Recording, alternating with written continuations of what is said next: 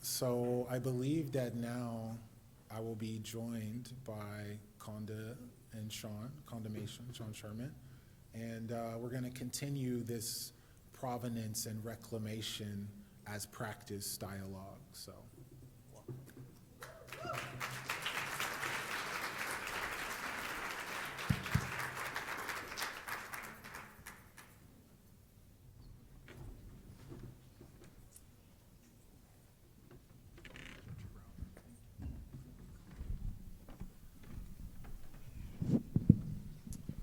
Well, these are two of my personal heroes that I'm sharing the stage with right now, because everything that I just talked about, they're living it. And not only are they living it, we get to witness a roadmap for our own work of reclamation and provenance and restoration. And so that's really what I want to talk about. I want to talk about how reclamation and the restoration of provenance is showing up in your work right now. So, Konda, you want to start off by talking rice? Yeah, thank you. That I had no idea what we were going to talk about. Perfect. And I actually have a lot to say about this subject. I figured, yes. So you hit me right in my sweet spot. I don't need any of these notes. Oh, wow. Rice. I was in Oakland minding my own business. And I got certain circumstances came together that led me to knowing that I was to grow rice.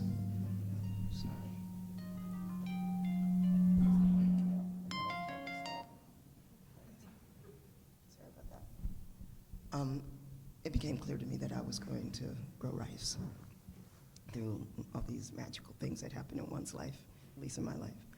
And I also was led to Louisiana, and to this particular land in Louisiana that is a former plantation where I live. Now I live in a former plantation. It's from Oakland to a plantation in Louisiana. Didn't plan it.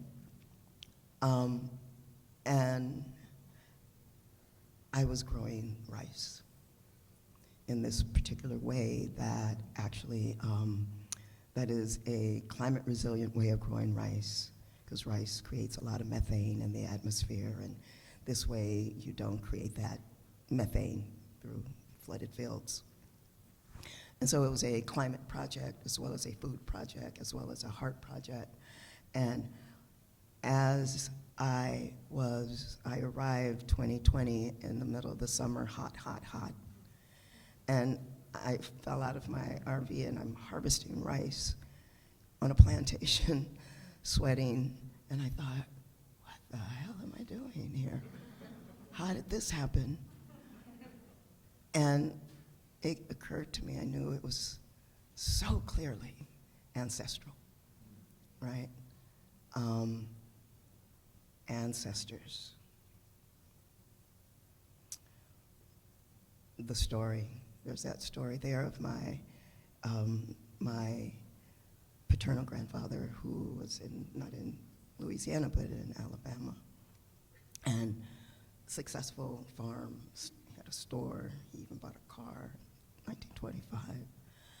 And the Ku Klux Klan came after him. And in the middle of the night, he left everything. And the whole family found their way to California. And we lost everything. And, you know, great migration story that so many of us have. And he was an entrepreneur. And I've been an entrepreneur my whole life. And all of the circle started coming into play of Charlie Mason and myself. And I became really clear that that's why I am what I'm doing. So there's that beginning story of just family, and rice, the whole history of rice, which is interesting because when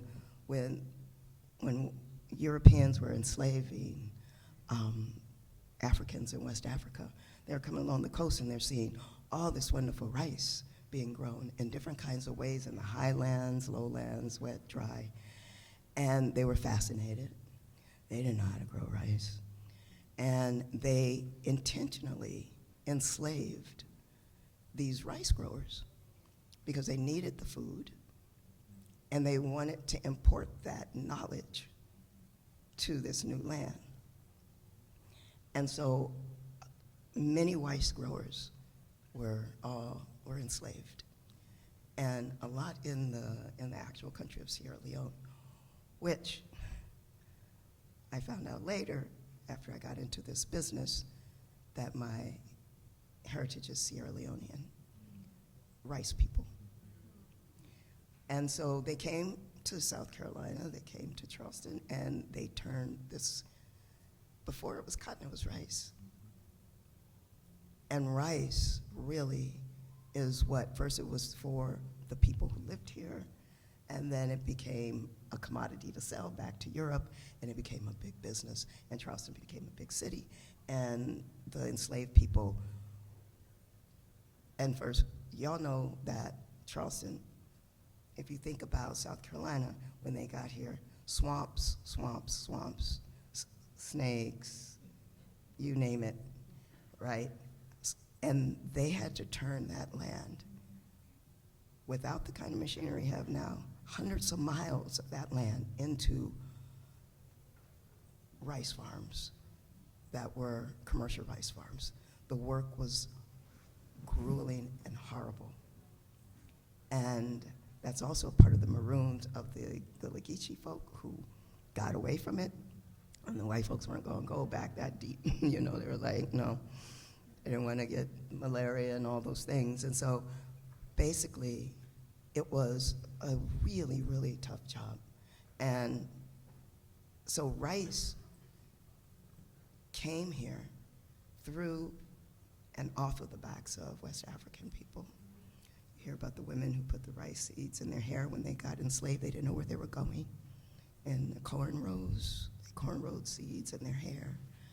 And so the story, then when emancipation came,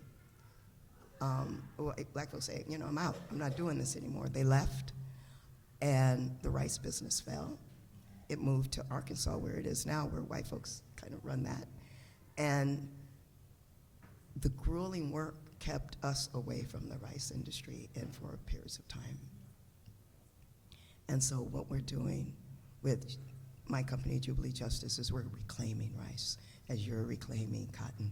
We're reclaiming rice as our foodways, African foodways, and as our origin story is rice. And it's a beautiful thing to work in the rice field right now.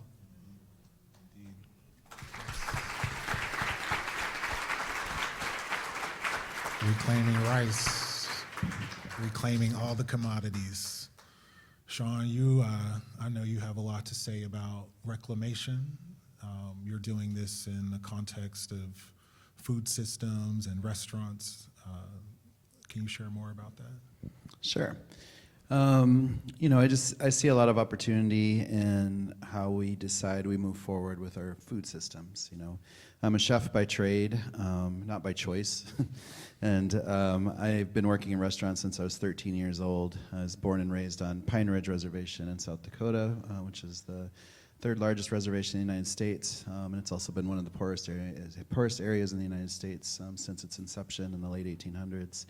And growing up on the reservation, we didn't really have access to our own traditional Lakota foods. You know, I was a product of a lot of FDPAR and Commodity Food Program foods, and it's just thinking backwards. You know, we see a lot of foodborne illnesses because of this food access that we have, being over-reliant on a government that never wanted us to be around anyways. You know, and put us in segregated communities, which we still exist in.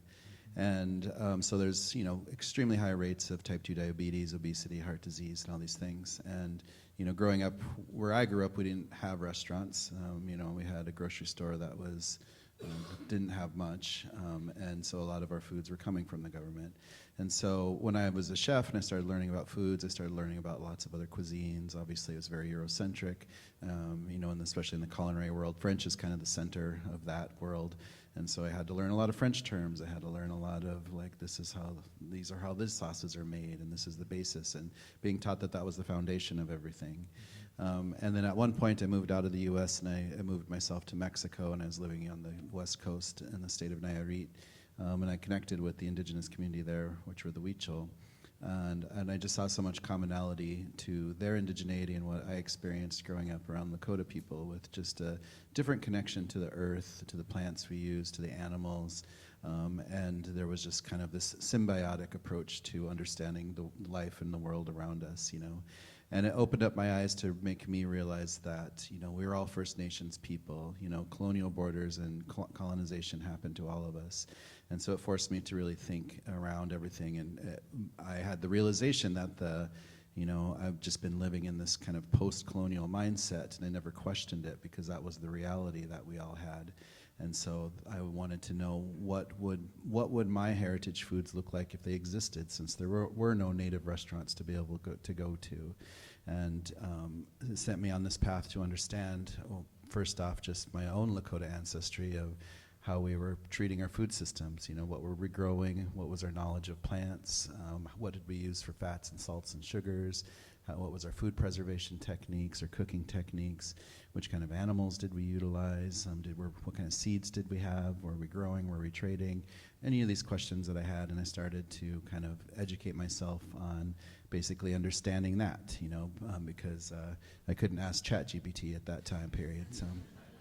And so I had to really do a lot of deep digging. And so eventually I had to form a philosophy as a chef. It was, if I wanted to showcase modern indigenous foods, what did that mean? And, how would I do that? So my philosophy was basically I just cut out colonial ingredients. I cut out things that European immigrants had brought over and normalized in our food systems. And so we're not using wheat flour, dairy products, cane sugar, beef, pork, chicken. And we focused on a very regional approach to understanding indigeneity in the food systems.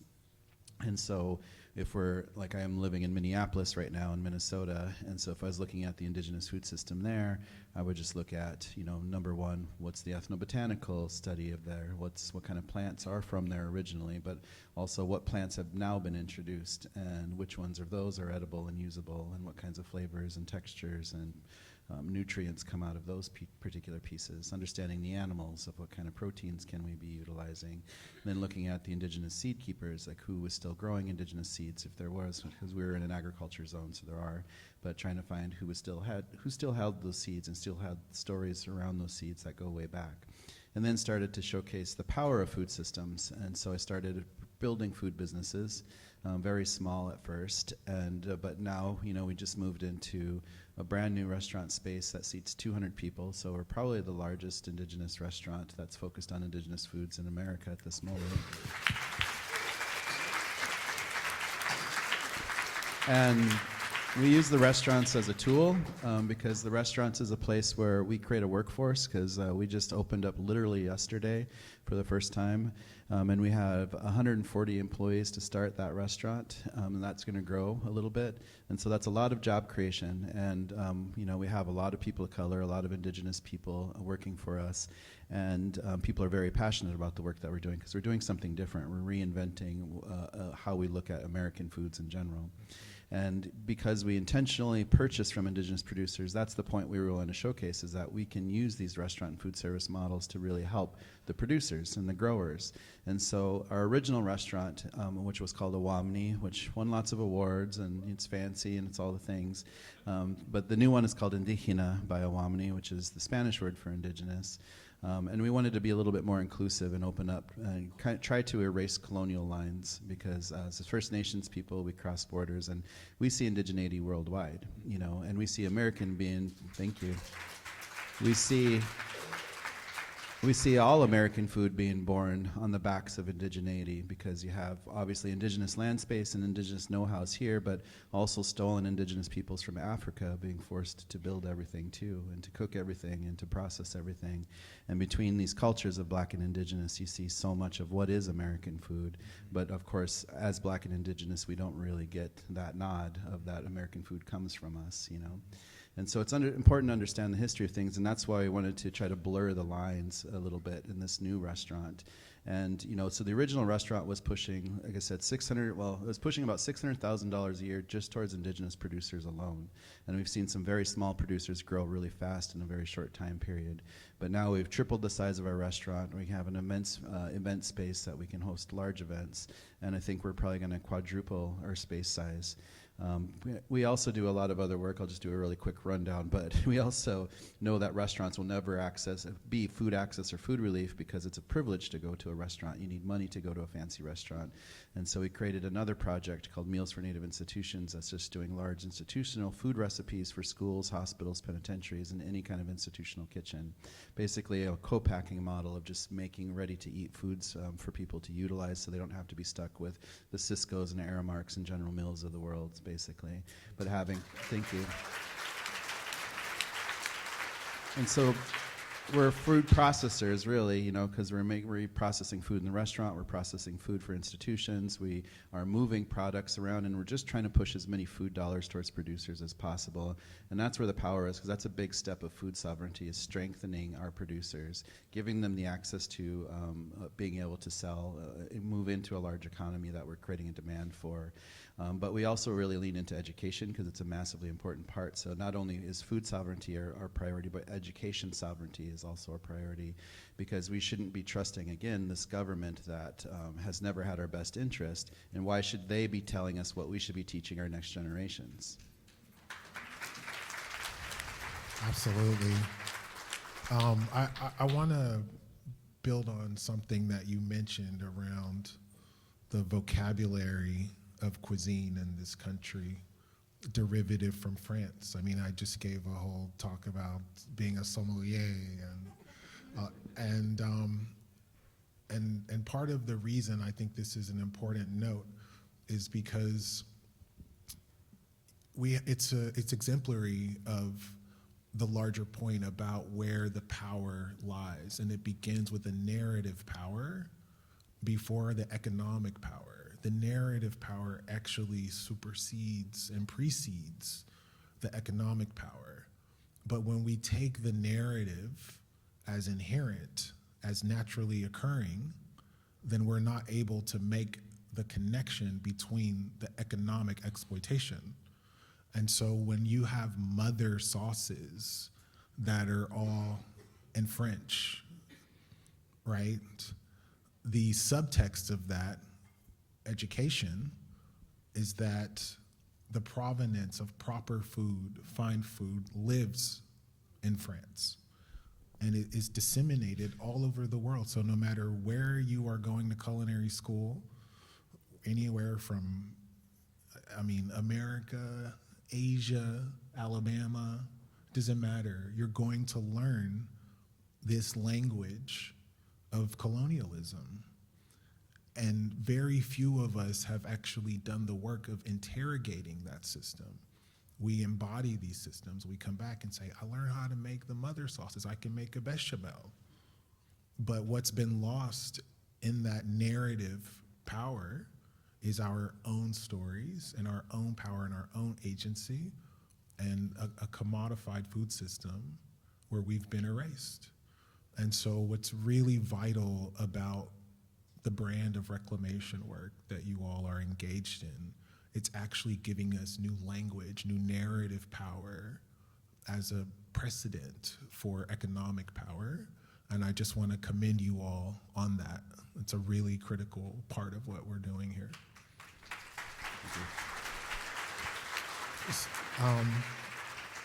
And kind of to that point as well, you know, where we are, the space that we're working in, it's a little bit different than being an entrepreneur. I was talking to Olivia about this morning. Like, when you're starting a business, you're starting a business. right? You look out for the growth and viability of your own enterprise.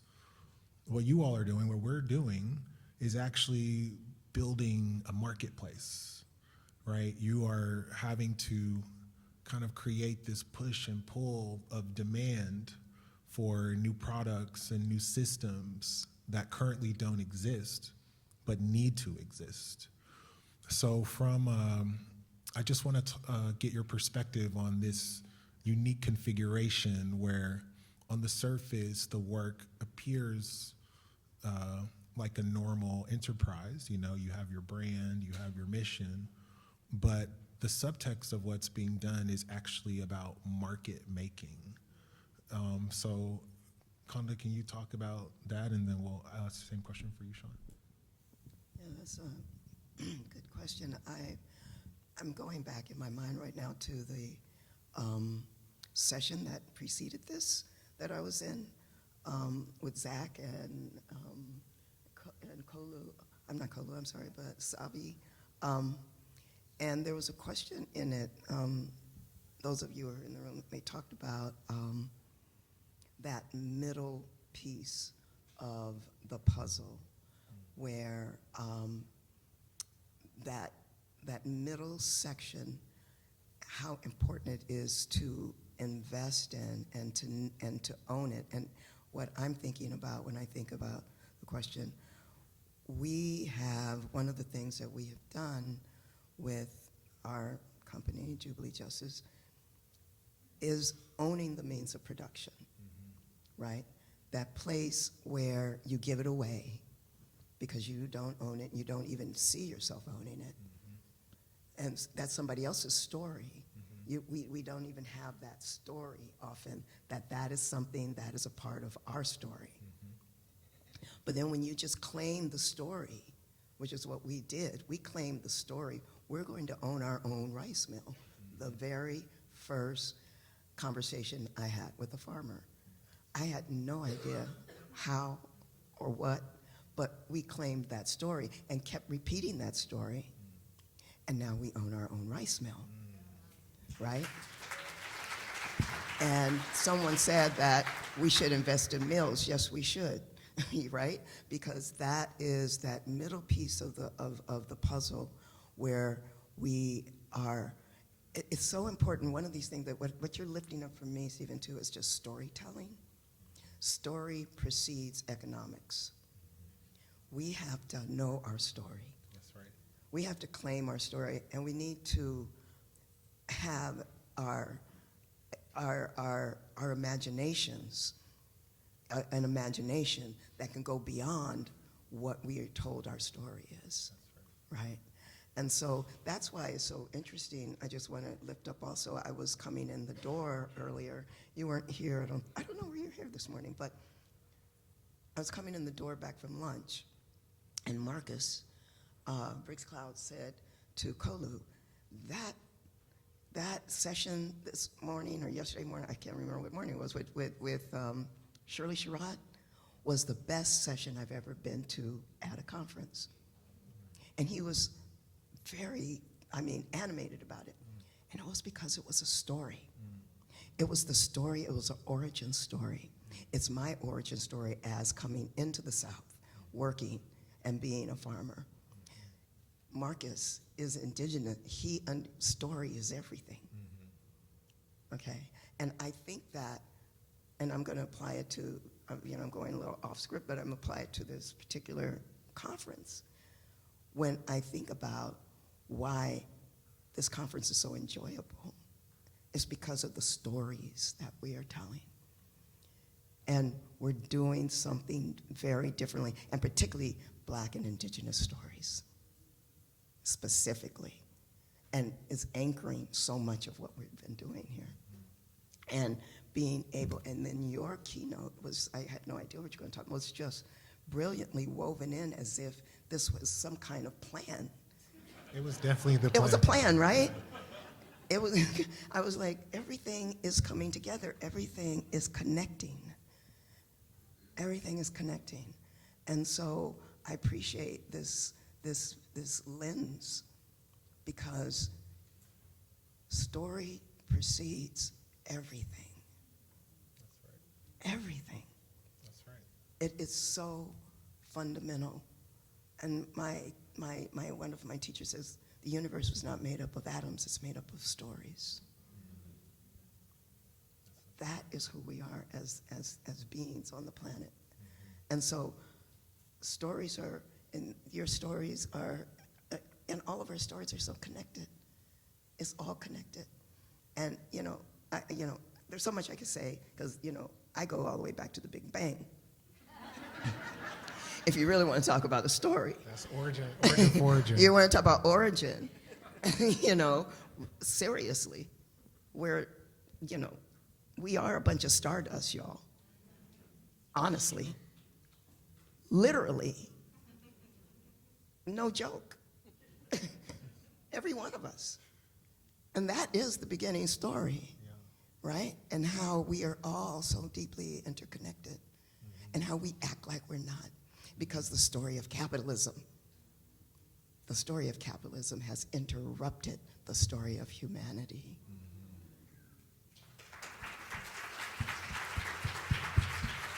Absolutely.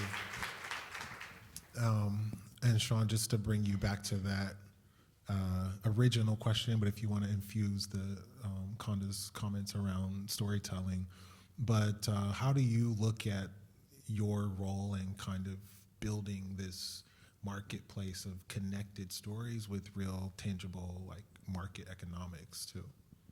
I think the way I see it is I look into the future a lot. I feel like I'm a futurist. I see what opportunities are in front of us. And I feel like every day we have the opportunity to create change. Every day we have the opportunity to dream, to challenge, and all those things are in front of us every single day.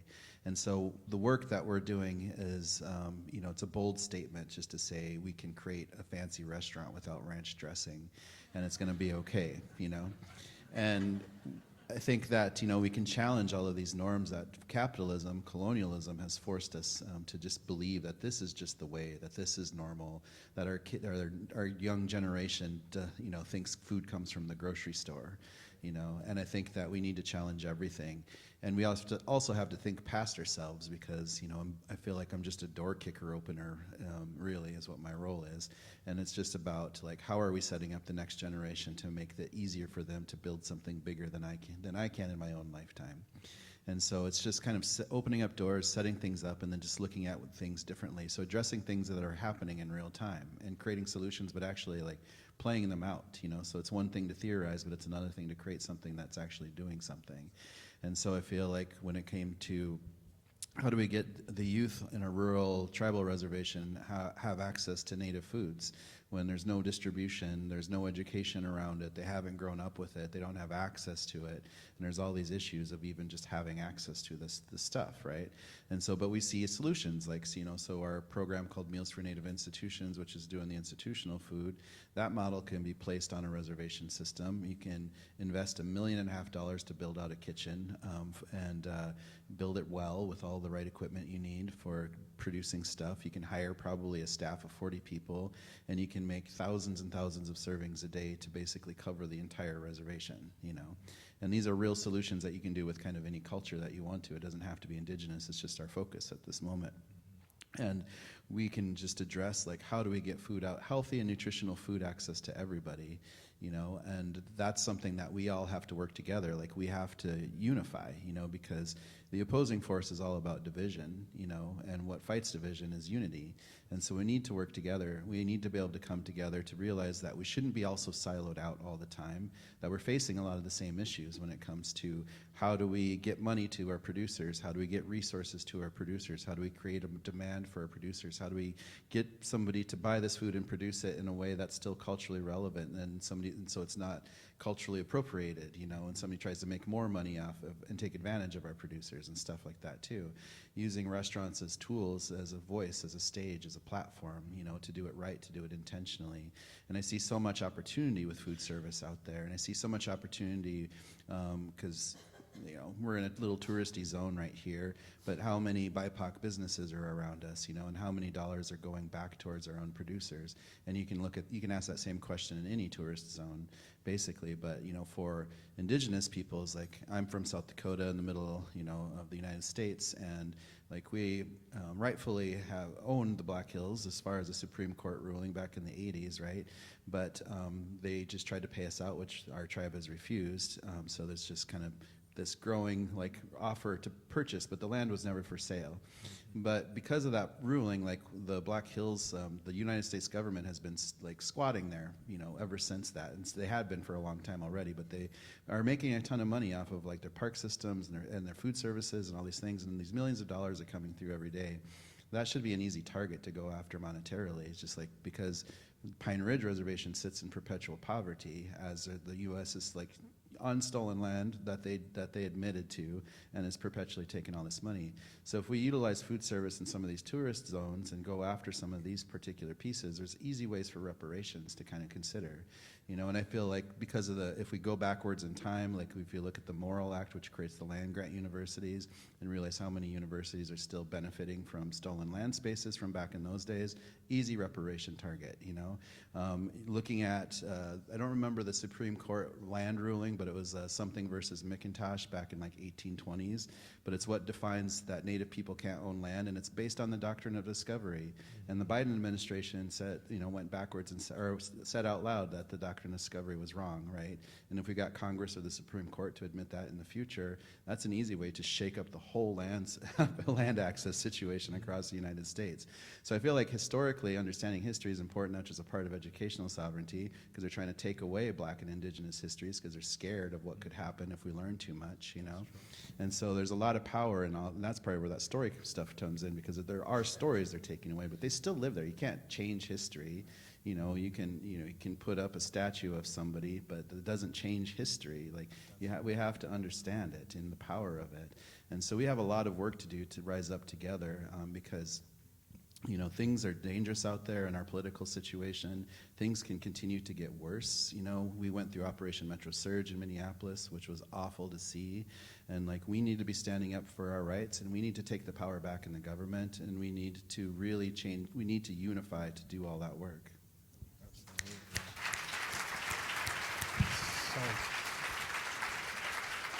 So real. I want to go back to something. Oh, actually, I love how you, as the futurist, are giving us the doctrine of discovery as a point of origin. So I still see you, even as a futurist, doing your scholarship. But you talked about a word that has really been at different parts of our recent history in the food world contentious, which is appropriation. And when I've spent a lot of time thinking about appropriation, and when I think about it, it's actually kind of the most sophisticated form of erasure that exists. It takes what is otherwise a story that has provenance from people who are typically erased, and it not only neutralizes that source, but it absorbs it, it consumes it. And so it's not just the disappearance or the erasure, but it's specifically the co-optation that diminishes the powerful movement or the provenance that was there to begin with. I think that we have seen this very recently, and unfortunately quite successfully, in our language and terminology, with words like woke in particular, which makes me sick to even talk about. But it is a part of this narrative reclamation work that we are all engaged in. So on the one hand, we have to defend and protect and lift up our language and our culture, but on the other hand, the system of appropriation is a very complex, centuries-old technology that a lot of us don't really take seriously until it's too late. And so I'm wondering how y'all are navigating the space between reclamation and a time where appropriation appropriation is being weaponized really in unprecedented ways, especially since we're all online now. So are y'all thinking about appropriation in your work? Are you thinking about it in context to reclamation? And if so, how are y'all navigating that? That's a really good question. I think that appropriation, it's so age-old, because when you think of origin is indigenous to this land, and the entire, so much of the entire American culture is appropriated, right? And so it's a tough one to also define between. I often honestly think about appropriation, like there's times when it just really pisses me off when I see it, and then there's other times when I know that time has passed, we're coming together in ways that we didn't expect. What is blending and what's appropriating? Sometimes it's obvious, but then there's a gray area at times for me, to tell you the truth, you know? And I think about the reclamation, though, it's like, give that back to me. That's how I feel. That's how I feel about the rice. That's why I was like, no, that's mine, you know? And so is that money, by the way, that you think is yours. Tell the truth. That part, right? And so I really feel that when I'm reclaiming, I have an attitude about it. And that attitude is that this is ours. And we worked and we died for it. Right? And so I'm taking this back, and it's going to be even more beautiful than it ever was. So not only am I reclaiming, but I'm reinventing with the reclamation. Something the next level, you know, like no methane, you know, things that we wouldn't have thought about before, the beauty of things. And so, and when you do that, particularly if you say it out loud on your packaging, on your website, on any kind of collateral you have, if you say it out loud, this is ours, this is where this came from. My packaging begins with, what is the word? It's really, before rice came to this country, Africans mastered it. That's the first sentence on my packaging. So it's like, let's be clear. Let's be clear. Yeah. And so that's to me, I think that it is where it is incumbent upon us to be loud and claim what we're doing. Yeah, definitely.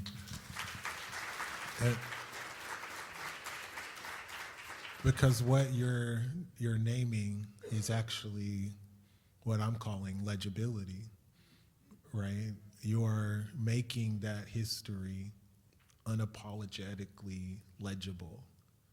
And in making it legible and making it plain on your packaging in your language, it is not only a formidable weapon, it's our most formidable, because you are in effect fighting fire with fire.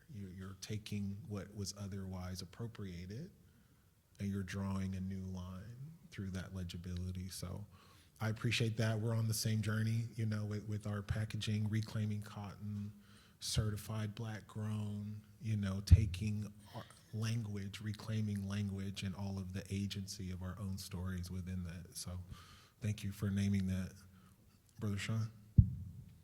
Yeah, I mean, obviously it's a big question that can go in many different ways, but again, like when you start to see history, you start to see the effects of this all over the place, you know, because in the Americas, we have obviously indigenous and black communities scattered across the Americas, you know, South America, Central America, Caribbean, United States, or just North America in general. And you just think about appropriation in a sense of just a result of the settler colonialism, of just coming in, taking what they see as resourceful and can make money off of for capitalism, and, you know, at the expense of people of color, typically, you know, and it's still happening. Like, we're still living in a world of colonialism. It's still happening all over the globe, you know, and you see it in very clear forms, like what's going on in Ukraine or what's going on in Gaza, what's going on in the Middle East in general, but just like keeping places like Africa and South America in chaos and completely divided, because they need to be able to keep those places in chaos for extraction, you know, and that's how capitalism also works, is it needs to extract from someplace and it needs to take advantage of people, which is that form of appropriation. And so I think as we take our narratives back, we take the power of storytelling and our narratives back, and we redefine and, you know, showcase to the world, you know, for this example, what's come out of the, like, what foods were originally from our places, you know, what foods came from both the Americas and Africa that have become now global commodities, you know, because you go to Italy and, you know, what would their food be like without tomatoes and polenta or chocolate and just some of these things that are just like from the Americas, you know, but in redefining American foods, which is this obvious mashup of African and indigenous like foodways coming together to create what we know as like Southern foods in general, which is the basis of American foods in general, you know. But it's looking at a new future. Like, we never have to be stuck in the past, so we can define our future today anytime we want to. And that's what we're attempting to do with our restaurant, because again, like, cutting out all those colonial ingredients with no dairy, wheat flour, cane sugar, beef, pork, chicken, those were just statements. And we were just doing it to showcase that we could do it to prove a point, you know. And so we don't have to be so hardline in things. I'd be happy to purchase beef from native producers, for example, or chicken from native producers. But it was important for us to just showcase that we could do it. And that was the statement, really, you know. But I think that we need to really, you know, we shouldn't be stuck with just giving what's handed to us. We shouldn't be stuck with the government trying to tell us what it is, you know. And, you know, I've been really pissed off at the upside down food pyramid lately. Have you guys seen that? It's so stupid and lazy, and it should have all the little NASCAR sponsorships on every little piece too, because it's all, you know, it's all bought and paid for by all the big stuff, you know. So I recreated a completely different nutritional guide that I branded the RING diet, and it stands for the Regional Indigenous Nutritional Guide. It's something you can do globally, because like I put water. I made circles instead of a pyramid, and I put water in the center, because why isn't water on the pyramid? But it gives you an education, because the next ring is all the indigenous foods that were from that particular region first, and then you have a modern ring around that to showcase what's available today, and it gives you a weekly guide, and it's divided by proteins and plants, and then you have another section that's minerals, fats, and sugars, and some of those come from animals, some of those come from plants. But literally you can define a regional, culturally appropriate diet, and you can do it all over North America. You can do it in any country, really, and it makes way more sense, you know. And again, like, that's just something I dreamt up early in the morning, and I had to like put it on paper, because I was just so pissed off at the upside down thing.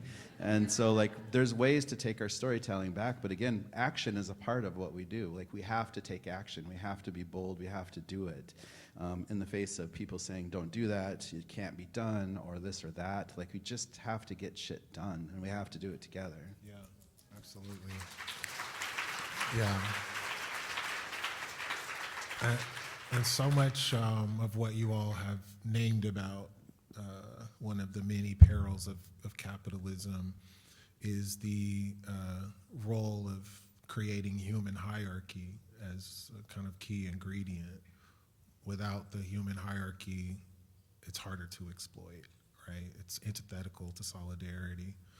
And yet we are living in a time where in our political lives, there is a violent reinforcement of a racial hierarchy in particular that is affecting our lives in many ways, but certainly in our own agency, sovereignty, stories, safety, and in our education, Sean, which I know you mentioned earlier. So how are you all thinking about dismantling human hierarchy and building community at a time where that's specifically not only under siege, but unfortunately finding energy and momentum as its own political movement. Oh, that's a big one. There's so much to it. For me, I would say that right now, I live in Louisiana, and I never lived in the South before. This was a flyover state, right? I was either in California or New York, and it's the reddest of red, right? We know all the worst things are happening there, and I'm really happy to be there. My friends from Oakland are saying, "What are you doing in that state?" And honestly, I'm glad to be out of the bubble of the Bay. I love the Bay, and I'm really happy to be where I am. Someone said in the prior session also about, being able to talk to the person who you disagree with, who voted differently than you, and to be able to, how do we bridge so many divides that have happened. And I think that one of the things that the university did by, again, bringing me, to the reddest of red states on a plantation, meeting white folks that I never would have met. And some of them have turned out to be my best allies. And I know we voted differently. And it's opened up a new world for me. The them over there is the we in our community. And the they is becoming more of the we in many ways. And I am, it took me, I'm 71, it took me this old before I was able to do such a thing. And it is where I need to be, absolutely. It's the place that that says, and particularly a place where the history is so strong and so bad, right, in Louisiana. And there's something that is happening, particularly because the government is so bad right now, that a lot of the people that I am meeting in my neck of the woods are saying, yeah, this ain't working for me. And they don't know where to go. And to tell you the truth, the left has been so,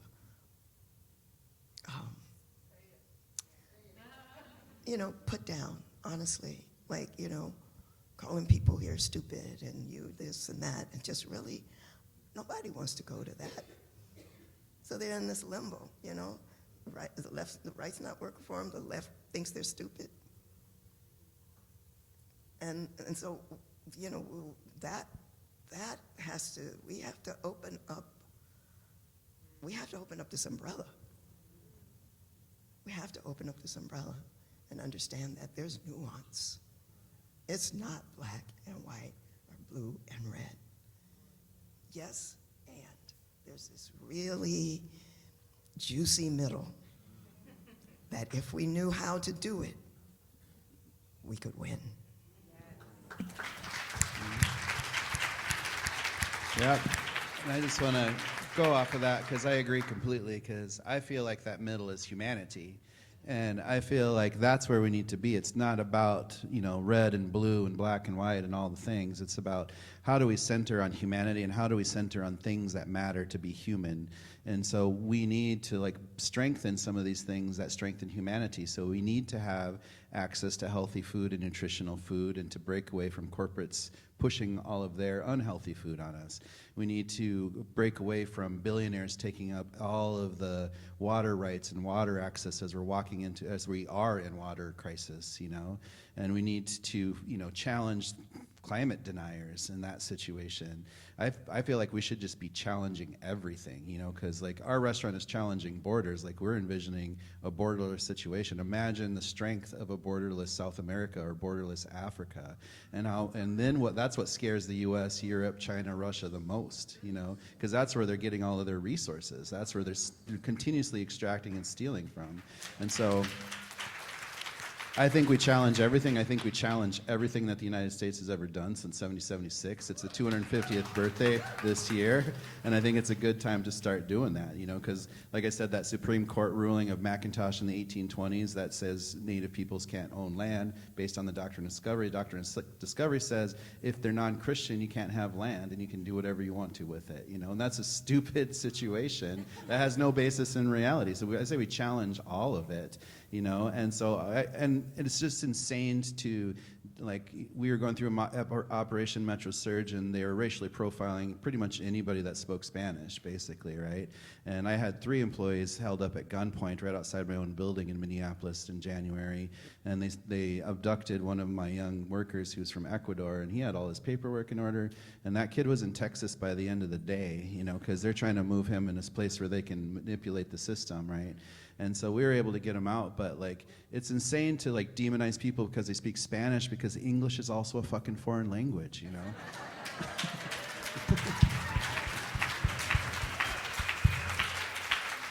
Yeah, And one so of we the just things challenge it all, and white people love borders and lines, and I can say that because my great grandma was a white princess, and we should just be challenging all of this, because this is just a line in the sand. All these millions of dollars of strengthening the southern border, what the fuck? Like, let's just open it up. I feel like if you're black or indigenous in the Americas, you should have a passport that lets you work and stay and live anywhere you want to. That's right. That's right. Yeah, I think one of the things that I don't know if I've missed it, but I haven't heard a lot of conversation in this conference about ICE and the impact that it's having, and it is destroying our world in so many ways. Mm-hmm. And it is just, we have to survive this, and we have to resist. Mm-hmm. We have to resist. And thank you, Minneapolis. Thank you, Minneapolis. It's scary, because they arrested some of the protesters, and they just in Texas, like 2 days ago, yesterday, I don't remember it was, but putting people in prison for 100 years for protesting. Exactly. And that's intimidation, and fuck that too. Not to swear and putting F-bombs a lot, but sorry, but like we should be mad about that stuff, because that's intimidation, and we should not be afraid to stand up for what's wrong. Yeah. Absolutely. Can I add just one thing? One other thing that I just want to add, when is going back a little bit in the marketplace conversation, is that I want to just be clear that one of the things that, as our resistance movement and our movement towards sovereignty, is besides this rice mill, we have a rice mill, we have a corn mill, we have a wheat mill, and we're building a new building with a cafe and for employment, and we're actually building a tortilleria and a farm stop, like the Argus Farm Stop. So we're doing this whole big complex that we're calling Jubilee Junction, and all of that is a kind of to uplift our local food economy, which doesn't exist, and healthy, and we are certified organic and all of that. So I just want to say that these are the kinds of things that we can imagine, that bringing back again narrative and imagination, and what is it that's possible in this red community that I fell into. And realizing food is bringing everyone together, right? And with our sovereign ownership and our co-op, we have it's a cooperative of black farmers, and so all of that coming together is leading the narrative, a new narrative in this part of town, in this part of the country, of what's possible and how we come together around really good, healthy food. And I'm just really thrilled about that manifestation as well. Absolutely. I want to amplify your sort of responses, really important responses around the role of breaking down these hierarchies. And for many of us who are really in the trenches, vanguard, we don't always have the ability to be intellectuals about everything, right? And this is the theory and practice tension, To your point, Konda, I'm working in the deep South The socks that I'm wearing right now were made in Fort Payne, Alabama, for a fourth generation hosiery mill. And that man and I have nothing in common. And he's one of my closest allies right now. And I wish I could say that I felt as, well, I didn't have all the grace that was in your answer. When I was first in this situation, same thing in being in cotton gins and all of these mills in the Deep South, you know, it initially was triggering for me. But over time, you make strange bedfellows and allies, you know, when you're in this work. We could have made a choice to make clothes overseas. We wanted to protect the legibility by protecting the human relationships and connections first and foremost, because their viability is just as fragile in certain ways as ours in terms of their livelihoods and trades and so forth.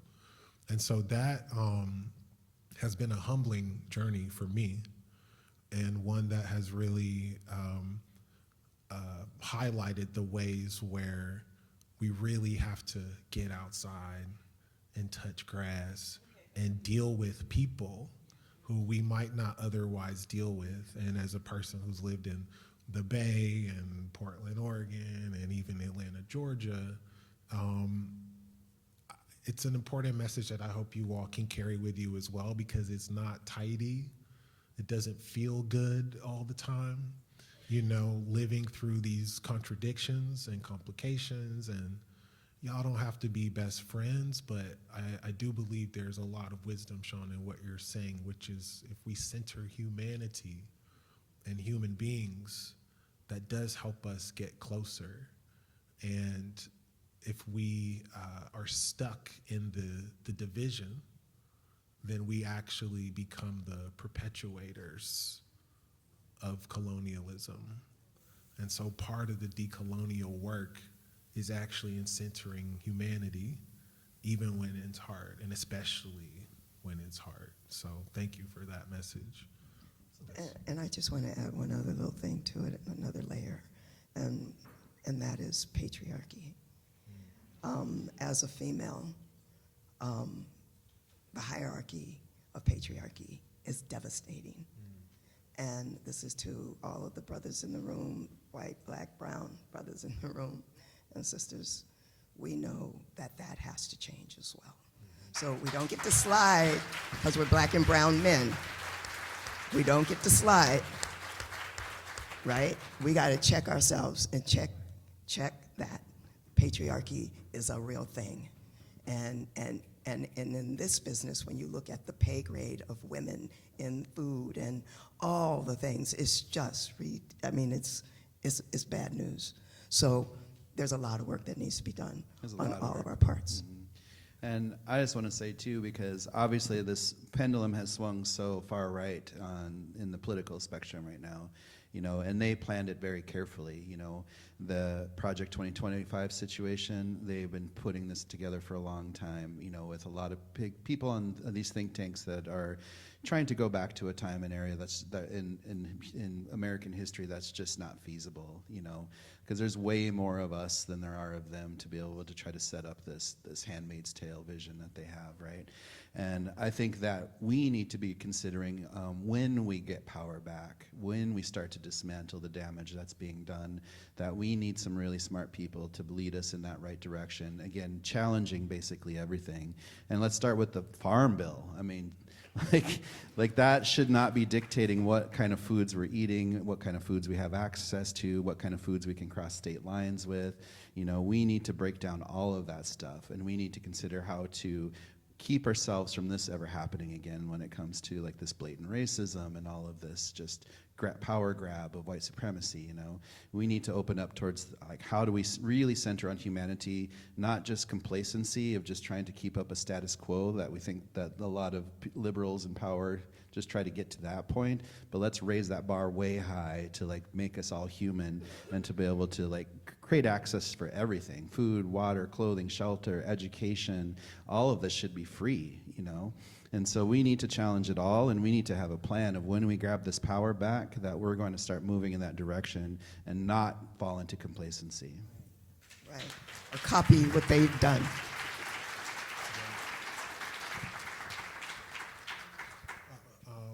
We're almost at time, but I do want to give y'all an opportunity for a parting shout out, final word of wisdom, if you care to.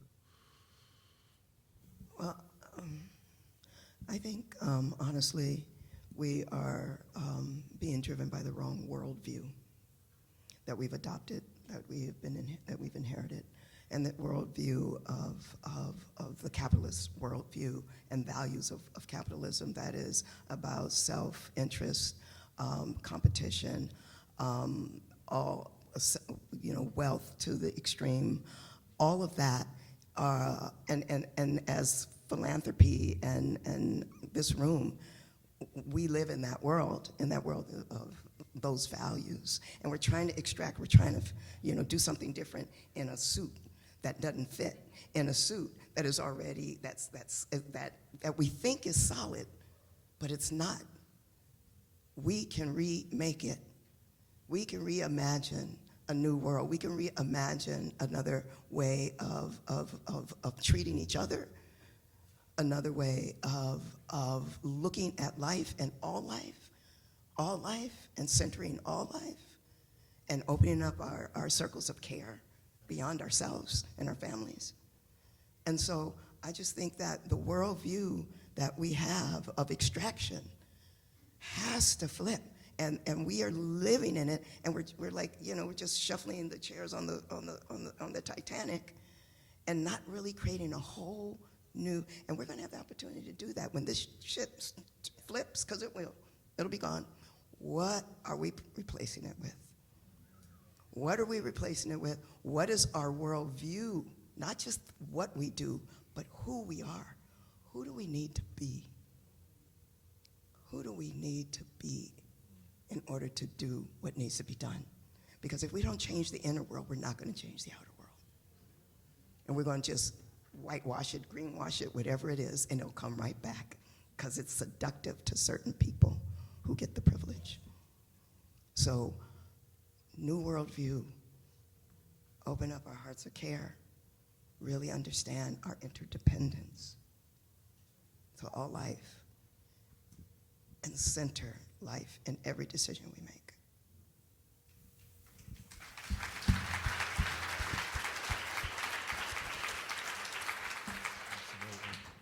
I'll just say midterms, vote out the fascists, get everybody to the polls, get the power back. Period. Well done, well done. Origin foraging, legibility, look for what's missing, what's been taken, what's been stolen, reassert, reclaim. Thank you all very much. Really appreciate you.